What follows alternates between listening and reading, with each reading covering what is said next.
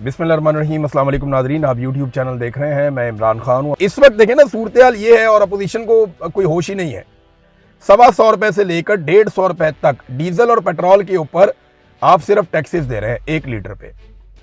इमरान खान की हुकूमत में 150 रुपये का लीटर जो है वो पेट्रोल था, आज उसके ऊपर खाली टैक्स ही 150 रुपये है। यानी जितने का इमरान खान पेट्रोल दे रहा था उतना तो ये सिर्फ पेट्रोल के ऊपर टैक्स ले रहे हैं। सादी सी बात है, तो कोई बात ही नहीं कर रहा है इसके ऊपर। अब इस चीज को लेकर के अपोजिशन को इन्हें नाको चने चबवाने चाहिए। इन्हें चाहिए सड़कों पे आए, लोगों को बताएं, हर तरफ ये बात करें कि जनाब जितने का हम पेट्रोल दे रहे थे उतना तो ये सिर्फ टैक्स ले रहे हैं, तो पेट्रोल की कीमत तो इसके अलावा है।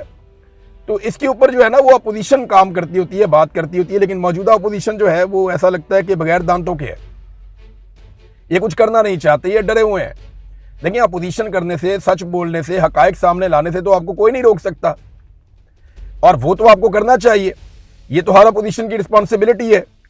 तो वो काम भी ये नहीं कर रहे। तो अब देखते हैं कि कह रहे हैं तहरीक चलानी है, तो क्या इस तहरीक से जो आप चलाना चाह रहे हैं, क्या ये इमरान खान साहब को रिहाई दिलवा सकते हैं? ये एक्चुअली हमेशा प्रेशर को मैनेज करते हैं।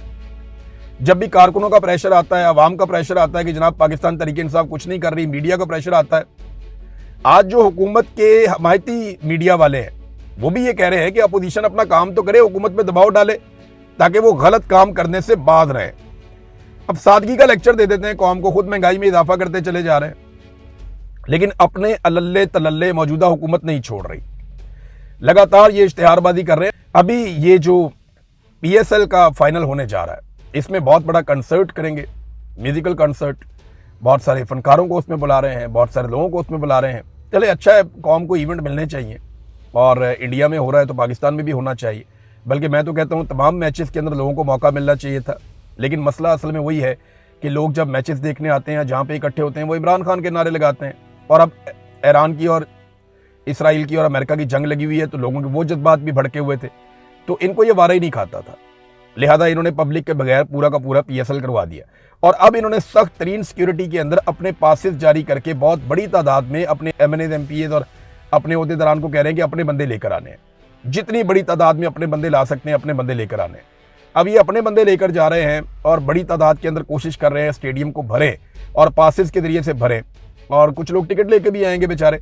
और वहाँ पे पुलिस की बहुत भारी नफरी तैनात कर रहे हैं। पूरी कोशिश है किसी किस्म की कोई सियासी आवाज़ ना उठे, किसी किस्म की कोई मजहबी आवाज़ ना उठे। ख़ास तौर पे आप फ़लस्तीन के बारे में बात ना करें, आप इसराइल के ख़िलाफ़ बात ना करें, ख़ास तौर पे आप इमरान खान का तो बिल्कुल ही कोई नारा लगाया ही ना। तो अब ये इसके लिए बहुत बड़े पैमाने पे सिक्योरिटी का बंदोबस्त कर रहे हैं। नाज़रीन, एक और चीज़ मैं आपको बताता हूँ। अभी देखें ना, ये कहते हैं कौम को किफ़ायत शारी। अभी आप देखेंगे ये करोड़ों अरबों रुपया खर्च कर देंगे इस बात की तशहीर के ऊपर कि इंडिया के साथ पाकिस्तान की पिछले साल इन दिनों में लड़ाई हुई थी। और आप ये देखेंगे कि मिली नगमे, बैनर, पोस्टर, ये बहुत सारा कुछ ऐसा करेंगे जो गैर ज़रूरी है। क्योंकि देखें, मैं इसलिए गैर ज़रूरी कह रहा हूं कि कश्मीर अभी तक आज़ाद नहीं हुआ। वादा जो है पाकिस्तान की फ़ौज का पाकिस्तानियों के साथ ये है कि वो कश्मीर को आज़ाद करवा कर देंगे। 70 साल में उन्होंने अपना वादा पूरा नहीं किया, तो अब सिर्फ इंडिया के जहाज़ गिरे हैं और उन्होंने पाकिस्तान में नुकसान किया, पाकिस्तान ने उनके जहाज़ गिरा दिए।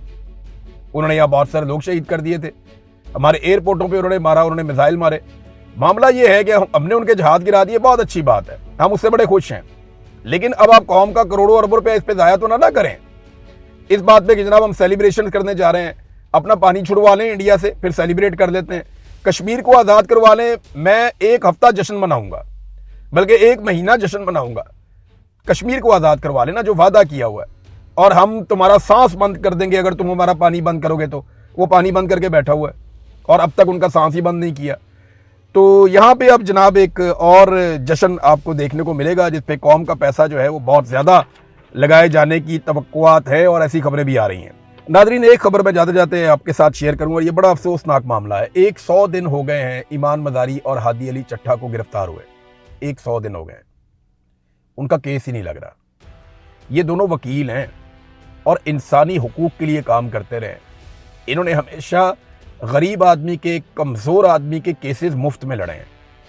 इन्होंने पैसा नहीं बनाया, इन्होंने इंसानी हकूक के लिए, इंसानियत की खातिर, अल्लाह की रज़ा के लिए ये लोग काम करते रहे।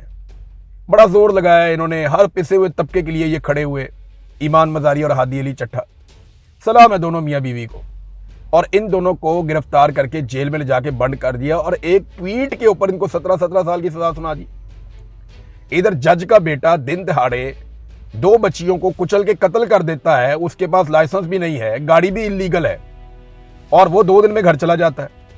इनका 100 दिन हो गए, केस ही नहीं लग रहा, और अदालत भी वही है जहां उस जज का बेटा था, यानी उस लड़के का बाप जिस अदालत के अंदर जज है वही अदालत है। आप अंदाजा करें, यह है पाकिस्तान में निज़ाम इंसाफ।